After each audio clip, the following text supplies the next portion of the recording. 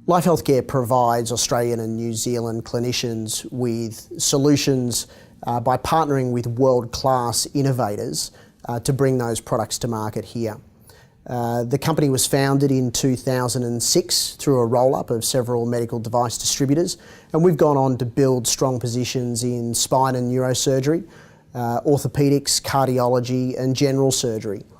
Looking at the business model, LifeHealthcare has a market orientation competitive advantage, so we are focused on this market and we work with Australian and New Zealand clinicians to identify trends and pick the right technologies, and often to influence the design of those technologies when they come to market. We were really pleased with the results for FY16. We had a very strong second half, realising full year revenue of 114.8 million, which was 15% growth on previous year. And our EBITDA at 19.3 million was 11% growth on previous year. Outside of that, we were focused on a number of key objectives for the balance sheet, and we delivered those. So we looked at our cash conversion with a 99% cash conversion in the second half, bringing us to 52% for the year. We also brought our working capital and our debt position back in line, bringing the working capital back from 35% into 31%.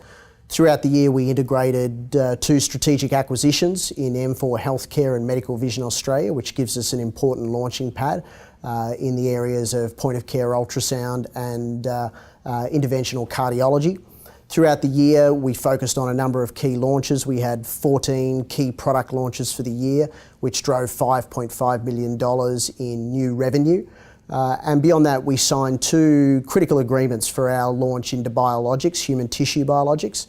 We signed a long-term agreement with RTI Surgical and Mimetics, which will see us moving into human tissue allograft and amniotic products with applications across spine, orthopaedics, sports medicine, abdominal reconstruction, wound and burns.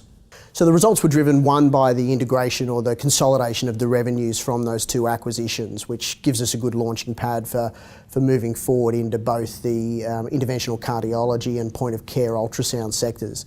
Our implant divisions grew above the market, and that was driven by accelerated new active surgeon numbers. We had 17% growth on that metric, which we see as a key lead indicator for the business in terms of future growth. That was also done in collaboration with a couple of key product introductions, both in minimally invasive spine and 3D printed materials. Finally, whilst we had a fairly modest result for the year in our capital division, we did have good penetration in spinal robotics, where we deployed 2 additional Muscio spine robots into the market in the second half. So the acquisition of Medical Vision has gone really well. We acquired that business to get a strategic foothold in interventional cardiology. Within that business, we are the exclusive distributor of Philips Volcano technology, which is a diagnostic measure used in interventional cardiology, and it gives us a sales infrastructure that allows us to now look at opportunities in structural heart or in peripheral vascular therapies. We had a couple of key product launches in the form of a minimally invasive spine system, Everest XT. We'd identified a gap in our portfolio some time ago, and we partnered with one of our key suppliers along with 4 Australian design surgeons in putting together this next generation percutaneous spine system, which delivered good growth in the second half. We did 93 surgeries with 21 surgeons in that time. But the other nice thing about this product is it's highly complementary with spinal robotics. So we see those two as a powerful product combination going into FY17 and beyond.